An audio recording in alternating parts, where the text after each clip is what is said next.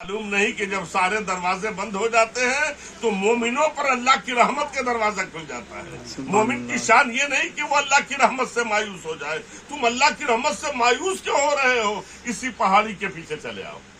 आओ तो सही। हजरत आसिम समझ गए कोई ताकत है जो मुझे बुला रही है। पहाड़ी के पीछे गए।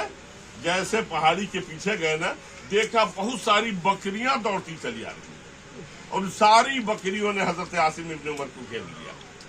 हजरत आसिम परेशान, या अल्लाह ये बकरियां किसकी है?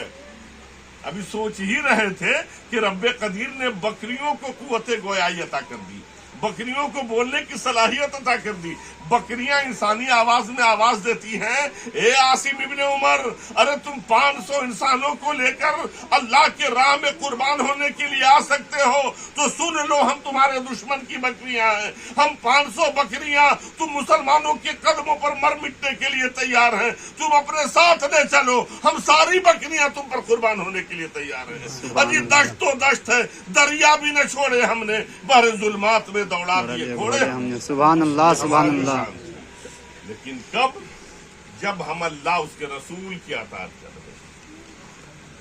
आज भी अपनी खोई हुई इज्जत चाहते हैं प्यारे, तो अल्लाह उसके रसूल की अताअत कर दो, अल्लाह उसके रसूल की पैरवी करो, अपने अखलाक को, किरदार को, कैरेक्टर को सुधार लो। और सबसे बड़ी चीज कि अपने माँ बाप की इज्जत करो, माँ बाप को राजी करो। अगर तुम्हारे माँ बाप तुमसे खुश हो गए, समझो तुमने जन्नत हासिल कर ली।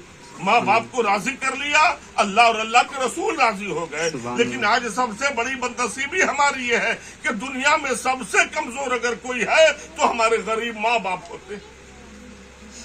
एक बाप 1 दर्जन बच्चों की परवरिश कर लेता है, लेकिन 1 दर्जन बेटे, एक बाप माँ बाप 1 दर्जन बेटे एक माँ बाप को नहीं ख्याल रख सकते।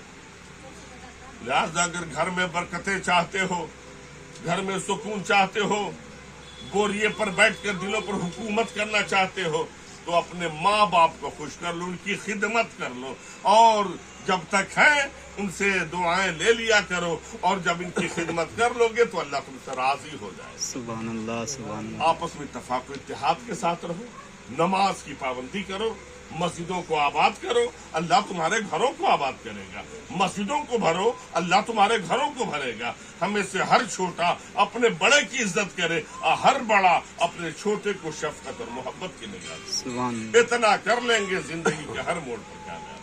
रब्बे कदीर की बारगाह में दुआ है, अजीज यज़दानी सल्लल्लाहु ने इस मकसद का इनेकाद किया, अल्लाह ताला इनके जायज तमन्नाओं की तकमील फरमाए। जो लोग भी इस बज़ में हाजिर आए हैं, अल्लाह सबकी हाजिरी को कबूल फरमाए और यहाँ से उठने भी न पाए कि रब्बे कदीर मलाए आला के फरिश्तों के जरिए ऐलान कर दे कि हमने इनके खताओं को माफ कर दिए। इन्हें जो बीमार है अल्लाह शिफाए कामिला आजिला अता फरमाए। हमारे नौजवान जो बेरोजगार है अल्लाह उन्हें रिज़्क़ हलाल अता फरमाए। हमारे बच्चे जो इल्म हासिल कर रहे हैं अल्लाह उन्हें इल्म का शौक अता फरमाए और इल्म की दौलत से माला माल फरमाए। मौला हमारी बच्चियों की इज्जत व आबरू की हिफाजत फरमाए और आफात अर्जी समावी से महफूज मामून रखे।